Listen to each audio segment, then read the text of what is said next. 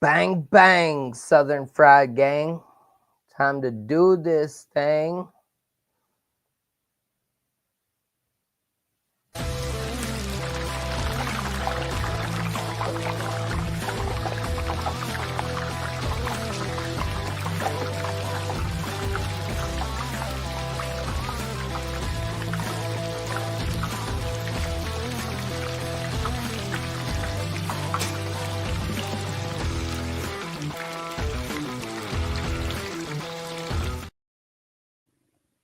Good evening, ladies and gentlemen. It is me, JD Wyatt, the Southern Fried Gentleman of Southern Fried Sports. We're not going to take much time because I've got somebody very special waiting for you coming up in just a few moments. GreenvilleSportsMedia.com will be covering everything from the Southern Conference tournament coming up this weekend. I will be there. Mark Livingston will be there. I'm sure my guest will be there. Everybody is going to be in Asheville. We've got Sideline Sports Network, East Tennessee State. Don't forget Beef and Rib, Arden's Burger and Grill, everything in between. And y'all, I can't keep this guy waiting very long. I'm so amped to introduce Mr. SoCon John.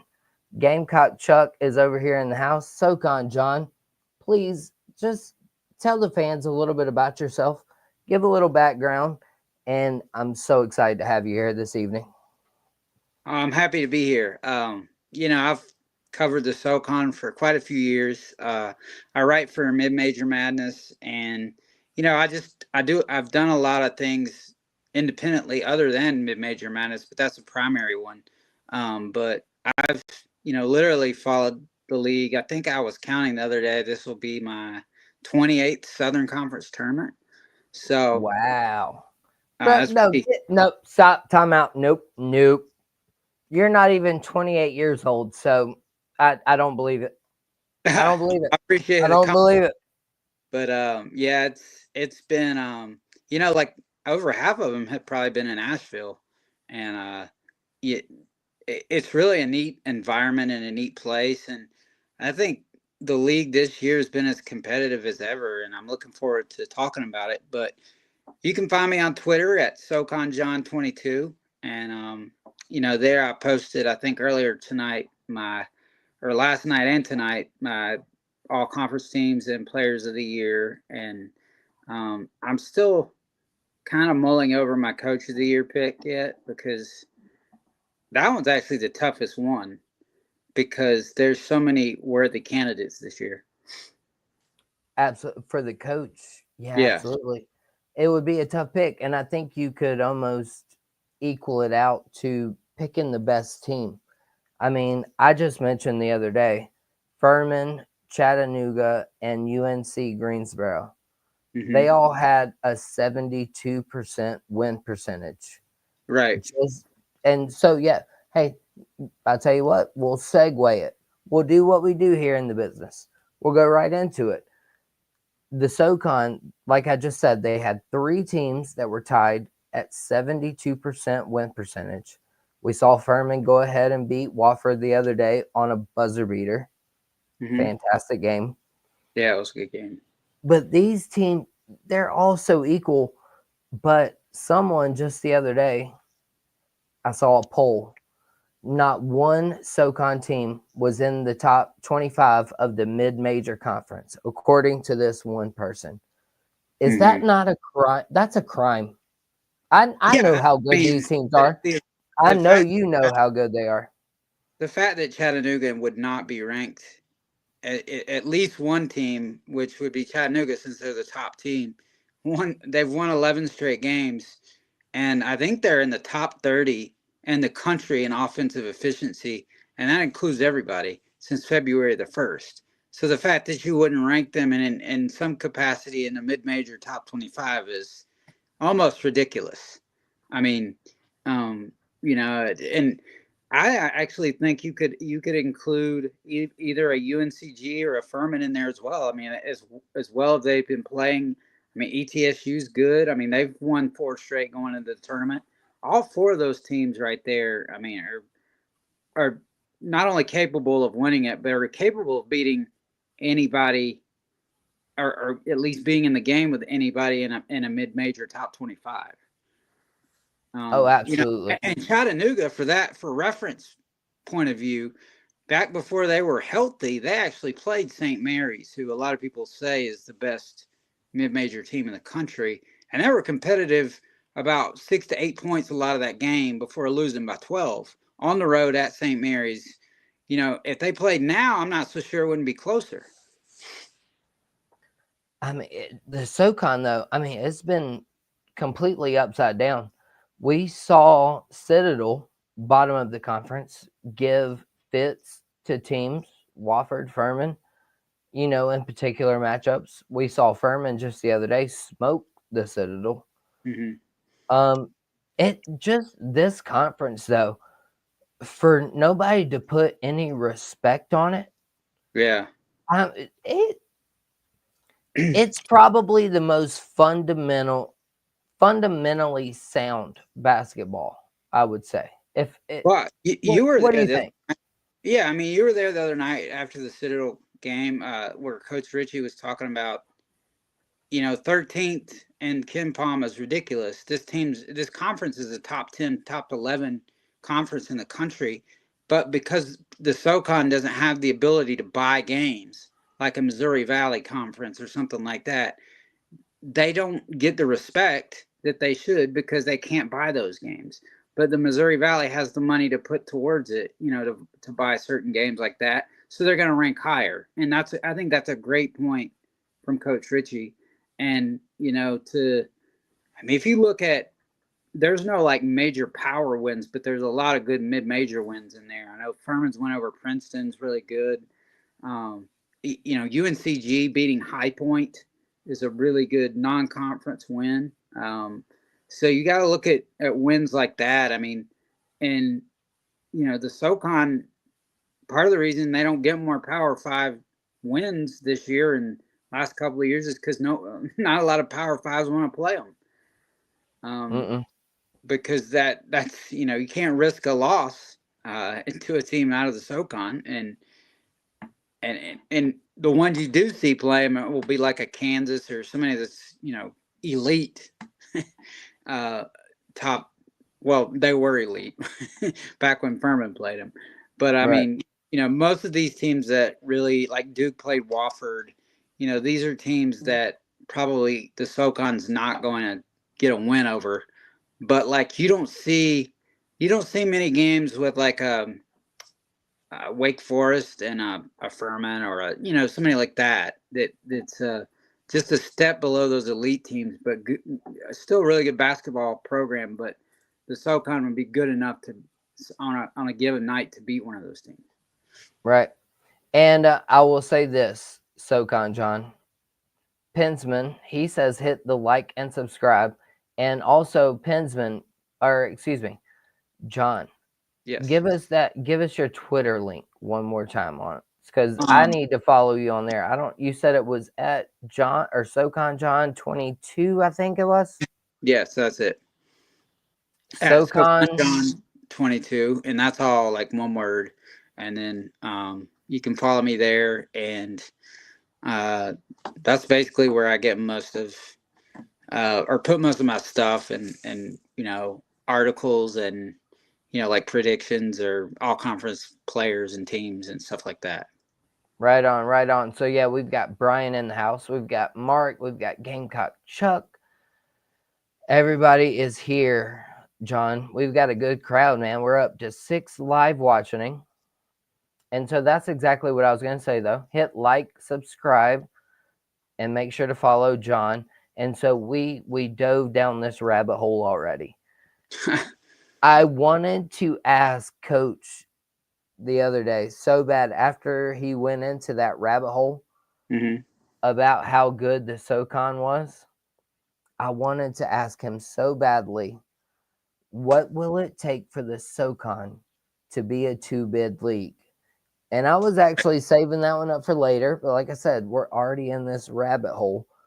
But what there's it just seems like Furman, UNCG, I mean, even Stanford, uh, they seem like they're top 64 in the country. What'll it take for us to get two of these teams in? Please tell me, SoCon John. Well, I mean, in 2018-19, I think the league ranks similar, and the top four teams were in the top 60 in Kim Palm and the net rankings in the country. So that really made it interesting as far as like the fact that a SoCon team did not get two SoCon teams did not make it that year. It was the first time a conference had ever had those four teams ranked in the top 60 in the net, which were East Tennessee, UNCG, Wofford, and Furman, and not had two bids to an NCAA tournament. And when that happened, you're just like, well, I mean, can that ever happen? Like, I mean, Furman's a program just that we're familiar with, but right here, UNCG too. They've since 2015-16, they have Furman has 221 overall victories. That's pretty ridiculous in less than 10 years. I mean, this being I guess the 10th season since the start of that season. And then you've got UNCG with like 218. So like consistently, those have been really good programs and probably don't get the respect they deserve. And even East Tennessee and Wofford and, all these programs have been good. Chattanooga's been good. They don't get, for whatever reason, they just don't get the respect. And I'm not sure if what the expectation is, or, if that lies on the conference office or the leadership of the conference, or if that lies on you're just not going to get, because the SEC is so good and they're going to take up more bids this year, that it's even less of a chance that you're going to get mid-major bid. You know what I mean? Like, Right. I don't know what it would take. I would take any one of these few SoCon teams or any one of the other that we saw ranked in that top 25. Here, let me ask you this. Aside from the SoCon, can you give me another mid-major conference that's really good since I got you here? What are your thoughts on that? Yeah, sure.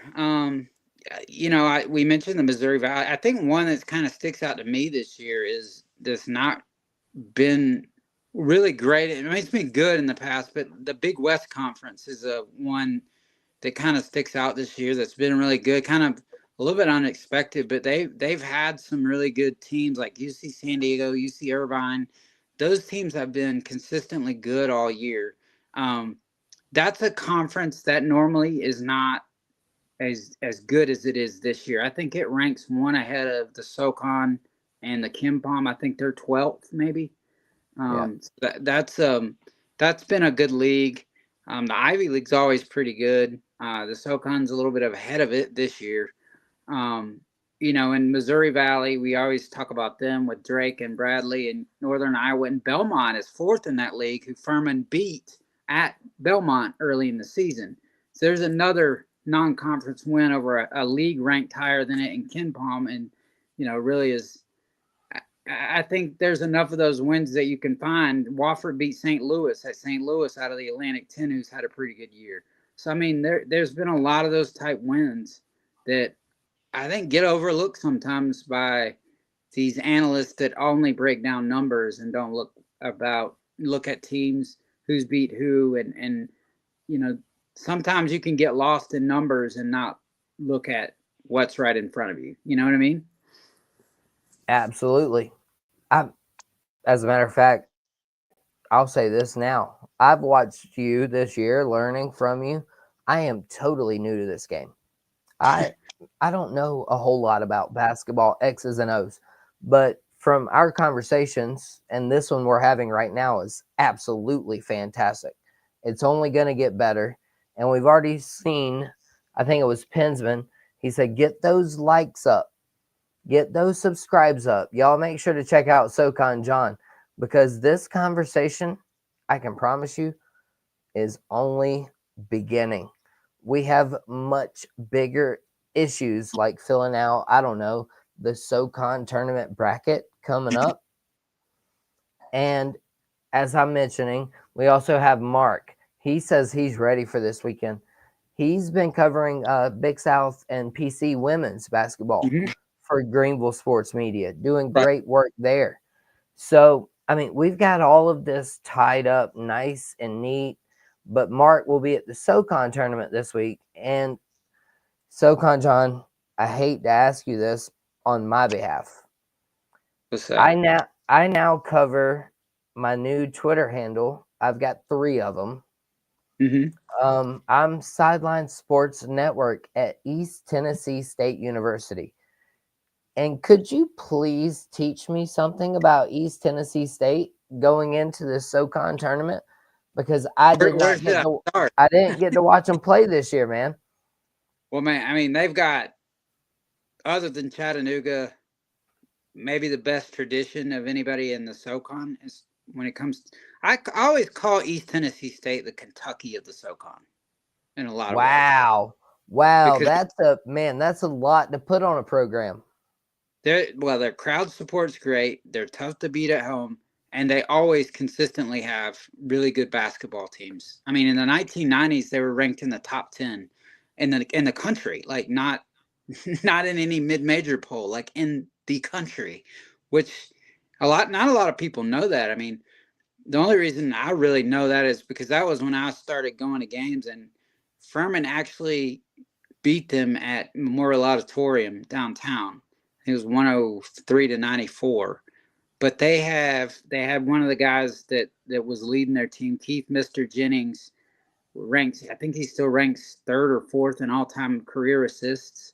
And he was really great. They had such a great team. In 1992, they beat Arizona in the NCAA tournament.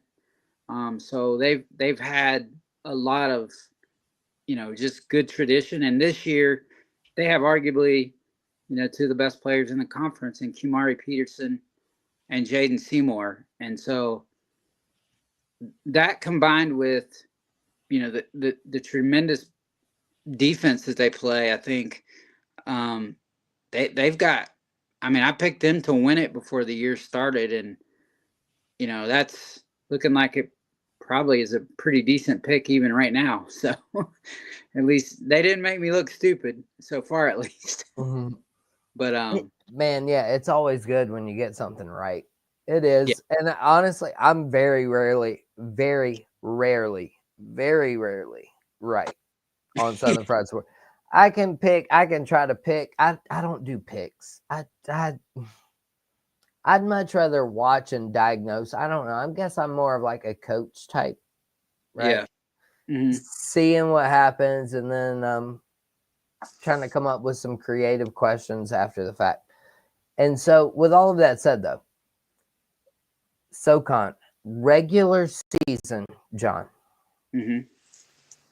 Give me. I don't want to say biggest disappointments. I want to say biggest maybe underachiever, and then I want you to give me your biggest surprise. And you can do these relatively quickly if you want. And I got several other SoCon questions we'll get to, and we've got comments flowing in. Well, my biggest underachiever so far, I think I'd have to go with Wofford a little bit because I mean, Wofford brought back, all they retained pretty much everybody from last year, and they didn't really. I think they were something like 15-16 or something heading into the tournament last year, and this year they're 16-16, I think. So they didn't really progress any, and they're they were the 6th seed last year. They're the 6th seed this year. Um, you can say that you could, but like even if you look at a team like Furman, they improved. They had what 17 wins last year. They had 6 more wins this year overall, and they had 1 more conference win, and arguably a tougher league. But they had to replace 72% of their scoring. Like they lost 72% of what they had last year. So Wofford brought everybody back, and they still didn't finish any higher or improve on either front. So that probably would have to be my biggest disappointing team. The Right. And surprise, then, yeah, your biggest surprise. What would that one be? man, There's been, I mean, I'm not shocked by ETSU and Chattanooga being good.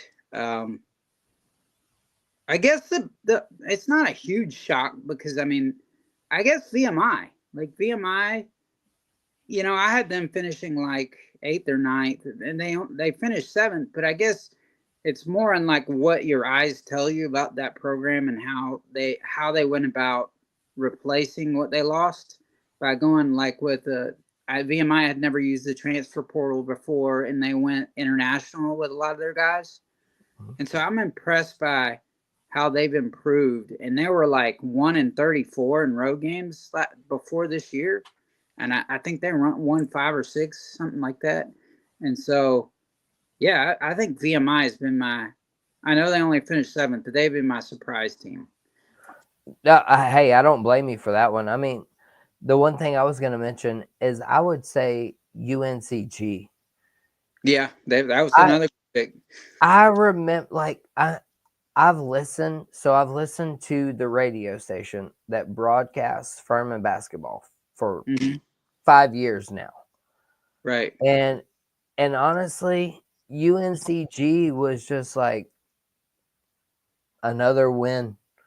Another win just for Furman. It was never in competition. It seemed like UNCG it was just another. Well, And I don't mean disrespect UNCG, to these schools, but they've like been great. yeah. I mean, they've been great this year, right? Yeah, they've been great, but I mean, they've been great. Here, the problem with UNCG is they're really, really good in the regular season, and they have been. The problem has come where they've gotten to the conference tournament, and they've lost the first game each of the last 3 years.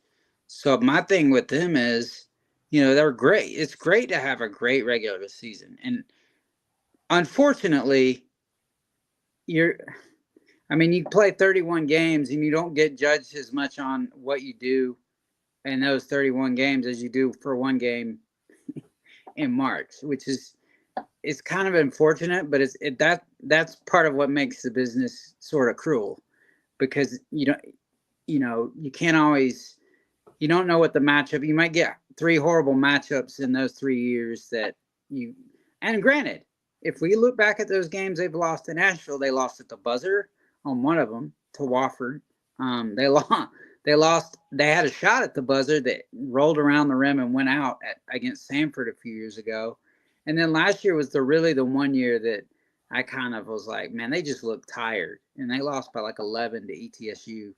And ETSU had already played a game, and UNCG had not played a game. So, but they look like the more tired team out there, and I just didn't really understand that. So I think as a coach, you have a responsibility. It's so hard to get everything right, and then you can end up just kind of losing track of maybe minutes, and then you played your guys too much during the regular season, and they don't have the legs when they get to the tournament. And I don't know if that was the problem, but it looked like that was what the problem was for UNCG last year. So I'll be interested to see what they do in the tournament.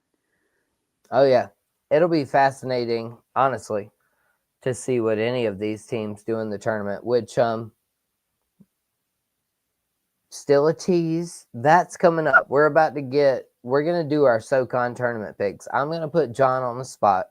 We're gonna go through the SoCon bracket. I don't know if he's ready. You ready? Hey, well, I tell you what, you can be as 1% right as I am, according to Pensman. 1% right. JD, laugh out loud, just messing with you. Hey, Pensman, you know me, man. I don't make picks. I'll give you my opinion.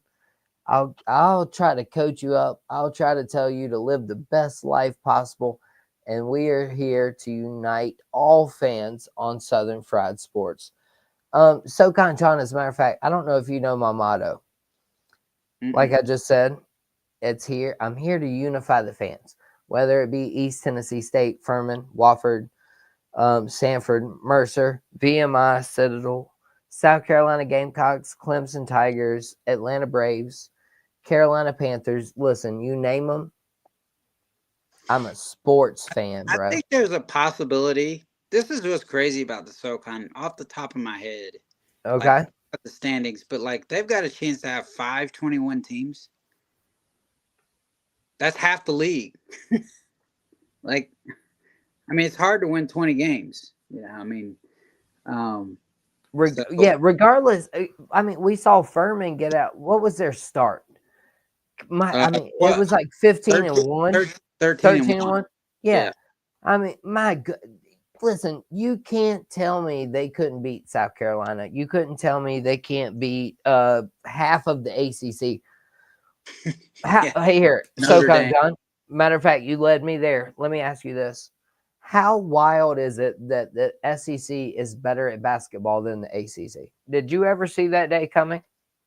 No, absolutely not. I mean, um, what's wild is it's just like it's not even really close right now. Not by I a mean, long shot. It's like it's 12 crazy SEC because teams are projected to get in, when I think. when Auburn scrimmaged Furman, they had that charity exhibition. I'm like, I mean, I don't know much about like at the time. I guess to toot my own horn a little bit, but I was like, I don't know much about Auburn. I was like, I'd be shocked if they lose many games. Yeah, but they're really good. I mean, anybody, Right, hey, you know ball. right. YKB, sir, you know ball. And I was like, well, I mean, Furman should consider it a minor miracle that they were competitive and had a lead in the second half against that team. Like that was how good Auburn was. Right. Well, and I'll tell you what, I said this about the Gamecocks. I knew that they were going to be really bad when they were losing to PC and Radford at halftime. Two Big South schools that we've already mentioned on the show this evening. Right. And here they are smoking Coach John Calipari in Yeah. Arkansas. Like, 20 points. like somebody please make college basketball make sense. Like I don't know if anybody can other than SoCon John. I try. I do my best. I mean, um, I think that's the thing about it. Lamont Paris came from the SoCon, and he was always interesting to me because nothing ever got that guy upset. Like he Mm. always keeps such an even keel, and I think that's one of I think that's one of the things I admire about him is like he never gets down on his players really a lot, and that's something that comes through on the sidelines. Like no matter how bad or good the situation is, he stays even keel. He never really gets too up or too down, which I think that's commendable. Oh yeah, absolutely. You see a lot of coaches that do. Right. Yeah, well, I mean, I've criticized Shane Beamer as a Gamecock fan. I criticized him with the whole Brett Belima and the bowl game thing. Like, man, you can't let your players see get get out of control. And Right. here's what I'll say about it. As a dad, as a decent human being, and trying to teach my son baseball now, you you can't tell him, hey, you got to keep your composure. You can't get mad. You can't get angry. You can't stomp your feet. Yeah. And then you do Just everything let you. you tell him not to do, right? I mean, we Right. keep it real on Southern Fried Sports, John. I mean, you know what I mean? You got to practice what you preach. Leadership, culture. Hey, as a matter of fact, SoCon John, here, let me get your thoughts on this real quick before we get back to SoCon. So I've got dirty C words on Southern Fried Sports. All right. Okay. You ready? Can't being one of them. What was it? Can't. Uh Cannot. yeah, absolutely. That yep. We'll add that one. But we've got chemistry, culture, commitment, competition, coaching, camaraderie, culture, and now as of SoCon John, we've got cannot, can't, never have, will, do a darn thing. Right. SoCon John, all yours, brother, on that one. Well, I mean, I guess you're meaning they're bad terms and because they're overused. Right. Well, in Culture college football, and then culture is one of not the being most not misused. being loyal. all Right. of it. Yeah, all of that. And a lot of that has been created by uh it's funny because you got these two equally opposing forces going against each other called culture and transfer portal. And they're always on a collision course. Are you going to let the transfer portal ruin your culture? And I think, going back to Coach Bob Ritchie, you can still have culture, but like, even though the transfer portal exists, but I think some people make those two things mutually exclusive. Like, you can't have culture if you're getting a whole bunch of portal guys, or like, you know what I mean? Like, that's Right. not really what that's not really the way to approach that. Is like, you can keep the things intact that make your program what it is, and still have kids coming in from the transfer portal. And I think the real hard thing for mid-major coaches is to find, like, I think Chattanooga did a great job of finding pieces that fit what they wanted to do. And not only that, guys that bought in to those pieces and relished the roles that they were given. And so, like, it's not always easy to find that kind of thing. And that's where college basketball becomes psychology. Like basketball coaches have to be like a little bit like psychologist, psychiatrist type people. You know what I mean? Like, they have to not only know their program, they have to know what they're bringing in and how it's going to fit. And I think that's more than X's and O's is the most difficult part of the job now. Absolutely. Yeah, you've got to be able to relate to these kids on a whole new level. Apparently, something Bill Belichick learned before he even took a college job. But we'll save that conversation for another day. SoCon John. All right, so let's get into this tournament bracket. All right, it is time to make our picks, good sir. Okay. Let's start off with the first game, Friday. Number 8 seeded Mercer versus Western Carolina. 5 p.m. Friday. Who will win that game? It's funny because these two teams just played last Saturday. So they're going to turn around and play again. Mercer winning that game. They split in the regular season, but I like Mercer in this game because their guard play has just been really elite. Even though I like the improvement that Western Carolina's made throughout the season, we saw Marcus Kell up close. He had 29 points against Furman in that game. And then Bernard Pelote is also a really good player. But I think Mercer's got too much offensive firepower here, and I like them to move on with Ahmad Robinson and some of their players that they have to play, which I think is going to be a fascinating matchup that we'll get to. Chattanooga. Yeah, absolutely. So the next game will be VMI and Citadel, both military institutes. My wife, she has 2 uncles who graduated from the Citadel, so Citadel near and dear to my heart. However, I think VMI easily beats Citadel in this tournament game, right? SoCon John? As soon as I say they easily beat them, it'll be like a triple overtime game. So I'll say VMI wins, but these games, I mean, like, the Citadel obviously can give the best team in the league a 1-point game and nearly beat them at the buzzer. But I do like the way VMI is playing. I like how VMI plays within themselves, and they play to their identity perhaps as good as any team in the league. I like them to beat the Citadel and go on to play UNCG. All righty. So you've got UNCG. That'll be them versus VMI on the 10th at 2:30. It looks like. Right. So we've got Chattanooga versus who'd you take? Mercer. Mercer. So we'll have Chattanooga Mercer at noon. All right. Here are the big ones. I told y'all. Sideline Sports Network. You can see the new Twitter handle right there at the bottom. Make sure to hit it with a follow. Sideline Sports Network _ETSU. Yes, I've only been to Tennessee like twice in my life, but somehow or another, I'm in charge of that page. If you don't like it, just go to another page. Hey, you know what? they got great fans, so just reach out to their. They do. Oh, yeah. reach out to ETSU. I think it's Hoops Nation. He's a Oh great yeah, fan on there. we've He's yeah we've been in contact with him. I've hit a he's a, few.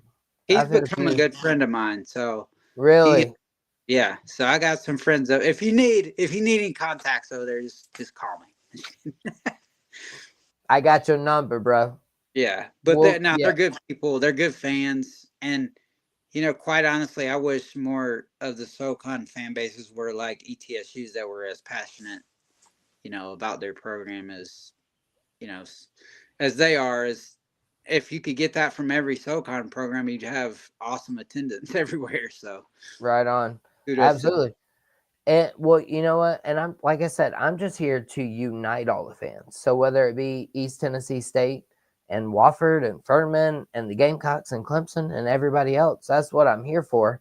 But that's the game we were coming to. And our good friend Mark, John, he Mhm. commented this a minute ago. He said he needs to know more about Wofford because that's who he's covering this weekend. And All so right. we've got East Tennessee State and Wofford. Who's gonna win? To me, this First is of all, the biggest round, like biggest first round matchup, in my opinion. this is going to be a rock fight. It's going to be like a bloodbath. Mm, I oh mean, man, if you no, if not a bloodbath, not a bloodbath. and it's going to be it'll be interesting to see how this game is called, because I always find one of the interesting things about the tournament is what referee crew you get, and you know neither team shoots neither team shoots foul shots great. Hmm. So it could be interesting in that respect. Filowich, he's the guy that Rick Barry came in and tried to help, and I think he went 0 for 4 or 0 for 5 against Furman the other day, um, there are a lot of Hey, minds smarter than me. he Is like, why don't you just foul him if you're he. Hey, that dude is heck down low though. From the yeah, game I he he's a double machine, right? and Philwich.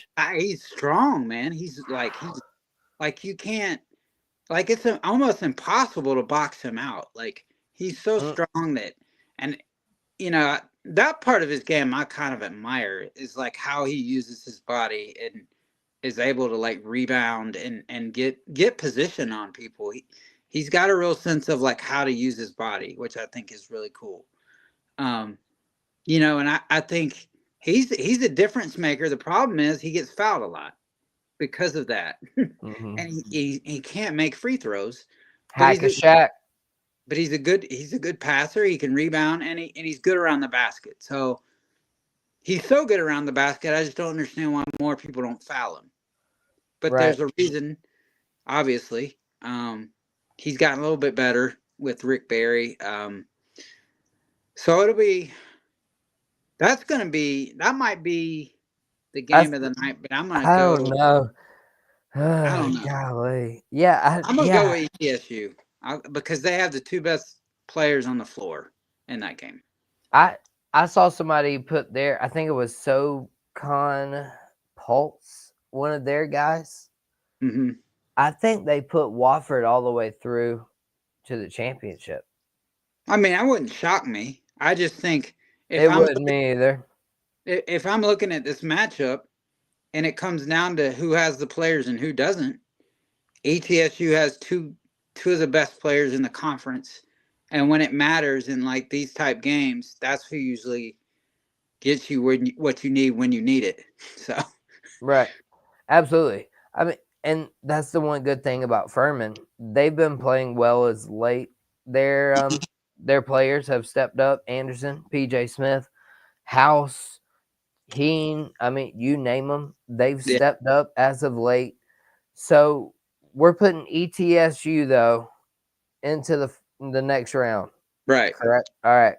So the next game though is going to be Sanford, the 4 seed versus Furman at 8:30 Saturday evening. By the way, I'm sure that SoCon John is going to hmm be there all day Saturday, as will I'll I. be there Friday. So And okay, so John will be there Friday. Man, Correct. listen, we got this thing covered, bro. We covered. He'll be there Friday. I'll be there all day Saturday. He'll be there all day Saturday. We got Mark. We got Jay, who, by the way, John, Juicy Jay, he got attacked by a rooster. Yeah, I didn't. Was it a gamecock? I'm just kidding. No, no, that's the bad part. That's what I told him. I said, man, if only the Gamecock men's baseball team Like how? played. What did it do? Like peck his leg? Something? Yeah, I think it was he was trying to feed it, Oh, and yeah, no, it looked bad though. It looked rough. It that's looked the rough. dangers of living on a farm. Yeah, right. And feeding roosters when you're a Clemson Tiger fan. That's never I a good tell you idea. what. I mean, I Never a don't good know. idea. I know it wasn't. That would make me pretty angry though if it did that to my leg. That Bro, would. I'd be heated. Probably more heated than all this construction that they moated me into my house over here about. Right. So here we go. We got Sanford and Furman. 8:30 Saturday evening. It's really hard to beat a team 3 years in or 3 times in one season. It is, no doubt. Is it Furman or Sanford? Wow, this was gonna be tough. I think, you know, in some ways, I compare this to like if Furman played UNCG, would Furman have a better chance having lost to UNCG twice or beating Sanford 3 times? And the way I look at it is Sanford is really good at what they do, but Furman feels comfortable with what they do. You know what I mean? Like I don't think of a scenario that it could be comfortable if Furman played UNCG again, if that makes sense. Right. Who's beat them already twice. Yeah. So I'm gonna take Furman here, but like I don't think that's that's gonna be a tough. It's gonna be a tough matchup. I'll just put it that way. I mean, I think though it's because the tough thing about playing Sanford is no matter how much you're up by, you can't. It's impossible to blow them out. It is impossible. Like because they press and they're gonna get back in the game. You know, like if you're up by 20, they're gonna get back in the game. Well, and exactly to your point, what I've seen from Furman for the most part, except for the Citadel game, it's impossible for them to blow anybody out. We've seen them. They've gotten up to huge leads. Yeah, They've gotten hard to down, keep. and yep. I mean, it's either they're dead on or like I don't know. I I think don't. I I think don't the know if good. they go to like a. Do they go to the like a relaxed mindset maybe a little bit once they get I up by think it's so just. much? I think it's just the nature of the league. I mean, I think. I mean, even beyond Furman, there's more teams that like have done that. We just look at it from a Furman perspective because that's the team we've watched. But like, there's been other teams that have blown big leads in this league, and it's really the nature of college basketball. I think Coach Ritchie mentioned it the other night. Georgia and Florida played each other, and Mm-hmm. Georgia, they had a 26-point lead, and they let Florida come back and take the lead. I mean, that's just kind of how it is. And good teams are going to make runs, and Samford's a really good basketball team, so that's part of the reason it's hard to blow them out. Wofford's a good basketball team, and Furman had a 19-point lead, but you always kind of felt like Wofford's at home, it's senior day, they're going to make a run. To their credit, Furman's won more of those games where they've let the other team come back and then found a way to win. So Right.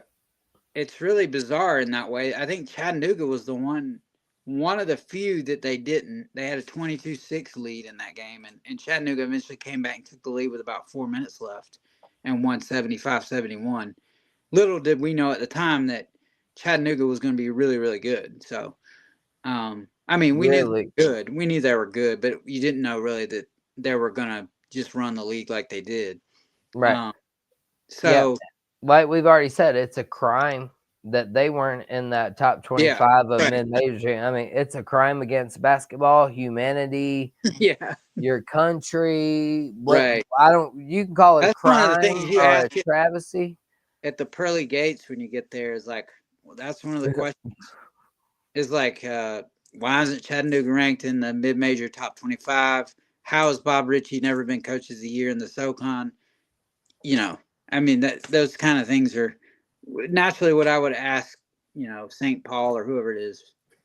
He'd probably just look at me like, what are you talking about? And you know what you tell him? SoCon. I'm SoCon John joining Southern Fried Sports. Man, that's amazing. That's so funny. All right, so right now, though, who do we have? We've got Chattanooga, UNCG, East Tennessee State, and who in the Final Four? I mean, I'm going to pick Furman because I think. Okay. Because if it's an Furman, see, the thing with Samford is they're so good. If you can, it's like hit or miss. When Furman plays Samford, you were at the first game, right? Yeah. Like if Furman broke the press, they were gonna get points. Mm-hmm. So like if they turn it over, Samford was so. But Furman did they broke the press more easily than they messed up against it down the stretch in that game. So yeah. And they even opened up in the press against Citadel. Right. Because that was one of the questions I asked Bob Ritchie. And the zone too, 1-3-1. Oh yeah, yep. The zone. That's what I meant. And that's another thing. I think Furman's a little bit different now because they've been playing that zone, and teams have had a hard time solving it, especially in the first half. So it'll be interesting to see if they stay with that. Yep, and just give them a different look. So that's gonna have us Chattanooga and Furman playing one another, and UNCG and East Tennessee State playing one another. So who's going to the final, SoCon John? Well, I think it'll be a really good game. I'm going to take Chattanooga over Furman. I guess that'd be the first semifinal. That'll be the 1-4. Yep. And then yeah, maybe. I don't. Will that be the early game or the late game Sunday? Early game. So the second one will be the 6:30 game between ETSU and UNCG. I mean, I said ETSU before the season, so I'm going to stick with them. I'm going to go ETSU plays Chattanooga in the final. Okay. Well, if you're sticking with them, how far are you going to ride this one out? Are you going all the way to the final, ETSU? I'm going ETSU winning it. All right. I'm down with it. ETS, man, hey, that'll be great stuff for Sideline Sports Network at ETSU. We'll have YouTube shorts and everything else. That'll be, hey, I'm down for it. Let's do it, SoCon John. Man, that's the best thing you've said all night. Golly, got me all amped up again. Yeah. Hey, yeah, shoot. I'll ride out a championship and an NCAA tournament appearance. Hey, who knows? Your boy might be covering some NCAA tournament appearances. Man, that'd be awesome. Right? Yeah. Get out of here, though. You're kidding. Come on, man. It's UNCG or Chattanooga, in my opinion. You're going to take one or two? No.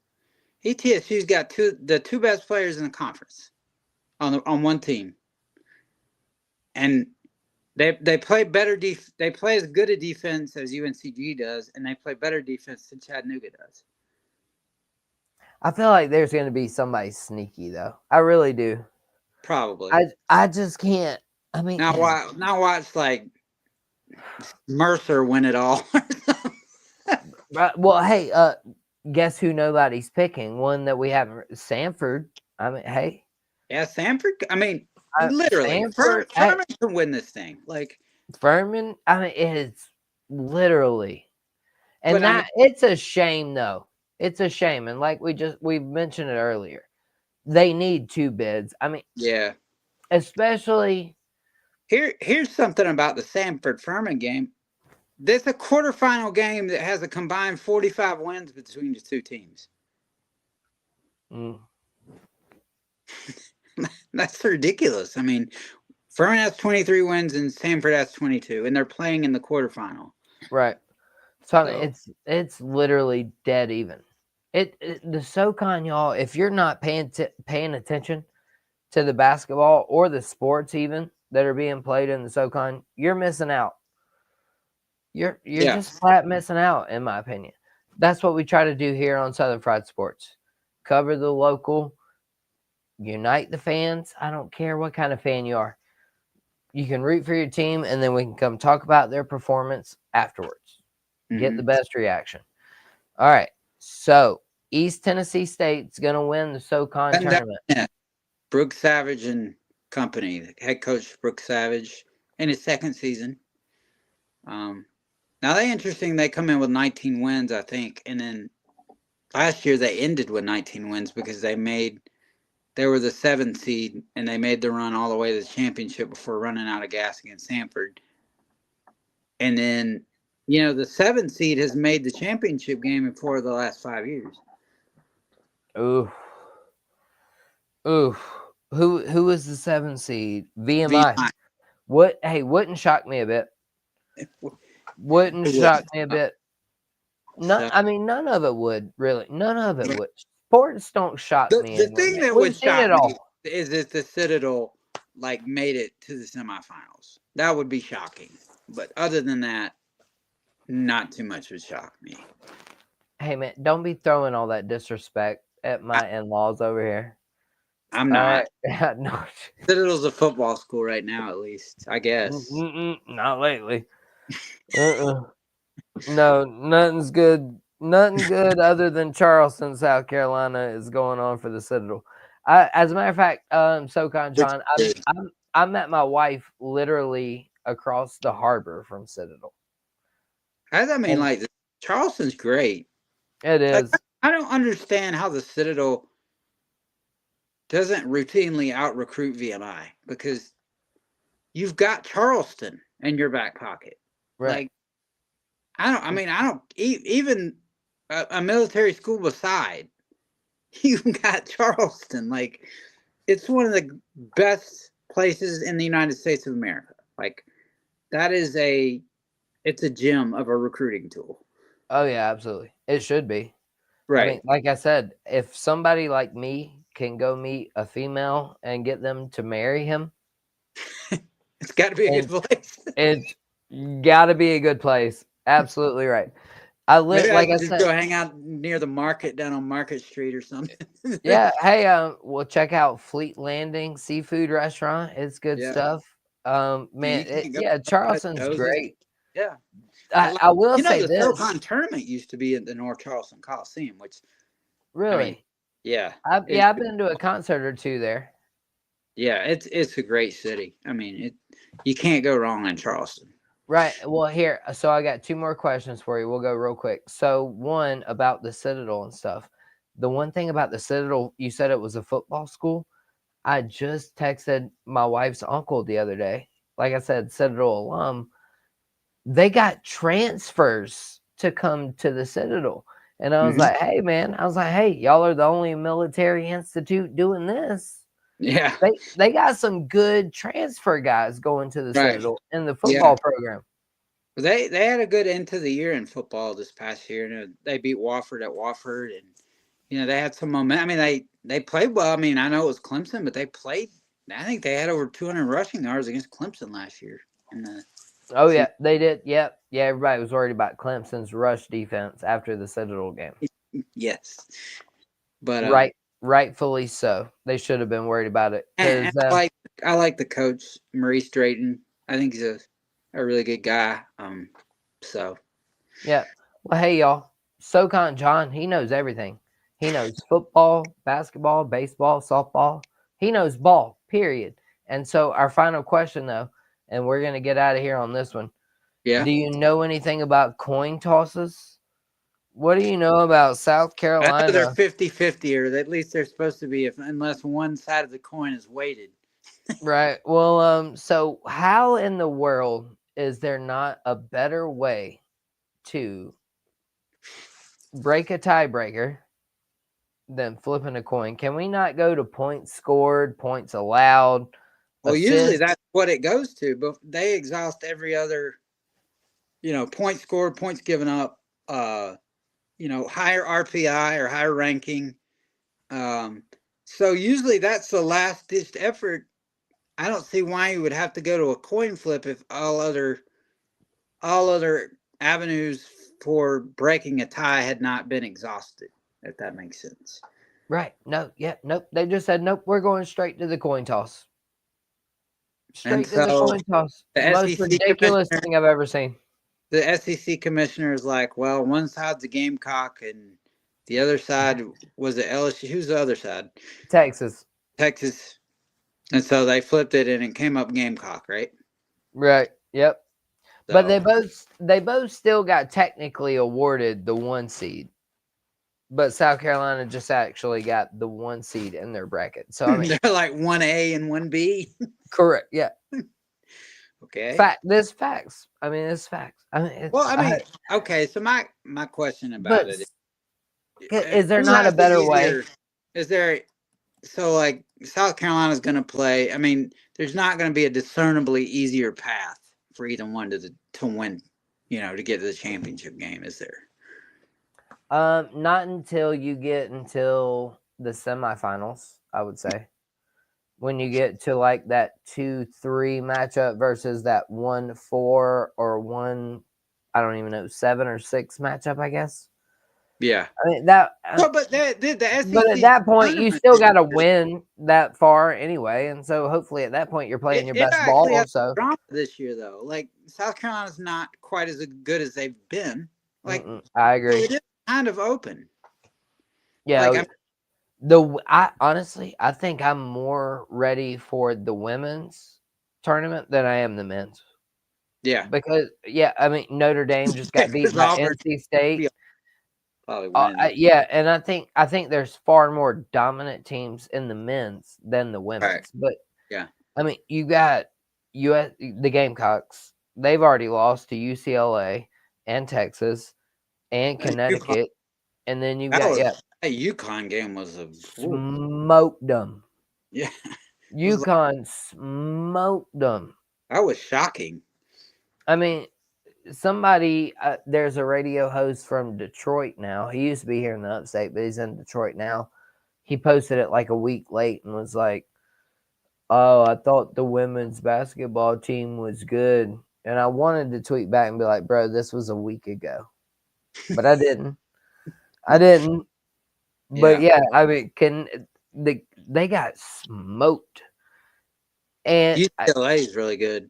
That's right. UCLA, USC, NC State, Notre Dame, South Carolina. I mean, But then LSU. was it Notre Dame that lost 3 in a row? Is that right? I know they lost to NC State and probably somebody else. I think a few days Louisville. later. Yeah. Yeah. But yeah, Do you have any women picks while we're on it do I have any predictions for that? for the women? Yeah, you said who was going to win a minute ago? UCLA, you think? I think so. Yeah, yeah. They're I mean, what little I've watched of it this year, I've watched them play a couple games. I watched them and play. I've seen UConn. I think they're better than UConn, but that's just me. Yeah, I agree. I think that UConn USC game or South Carolina game, whatever y'all want to call them. Yeah, I know I think people. I mean, I would say USC's in that handful of teams that could win it. I think the women's this year is going to be more wide open than it than has. has been. Yeah, that's why I'm more excited about it because I think there's going to be a couple of 1 or 2 seeds. I think that are going to get picked off. Right. You know what I mean? Like Yeah. there's going to be a couple, and then maybe it's a case where an experienced head coach helps you out, like Right. Dawn Staley or Gino, Yeah. or maybe even Kim Mulkey, someone who's been there, done that. I think that's going to be the case with the women. Which team would you pick to be like most likely to be picked off? Oh man. See, and I think that I'm not real sold that Texas is that great. Right. I mean, I think they're good. I just don't think that they're elite like some of the other programs. But that's just me. I think not. The other one for me is USC or Southern Cal, not Not South. the not U of SC. What? I don't even know what to call them, y'all. Right. I'm a So, Gamecock fan. I don't even know what to see, call them. Southern Cal to me is a little bit of a paper tiger, but we'll see. Right? Yeah, I could agree. I mean, honestly, I don't know about Notre Dame. Like we mentioned Yeah, them coming off a bad. I could see a team like I mentioned though that beat Notre Dame, NC State. I like it. NC State's. I like them. I think they've got a really good coach. You know, he used to coach in the SoCon um, West, and they're always consistently good, and their post players are always really good for some reason. Right. So they're a team that could. You know, I don't guess it would be a huge surprise if they made a run, but they're good enough to make it. You know, to the Final Four, and if you get there, it's anybody's ball game. You know. Right. Absolutely. Hey, and listen, y'all. We appreciate SoCon John joining us so much. That's hard to say. Can y'all say that 3 times fast? SoCon John joining. SoCon John joining us on Southern Fried Sports. It's been a fantastic episode. SoCon John, will you tell these people one more time where they can find you and all of your best content?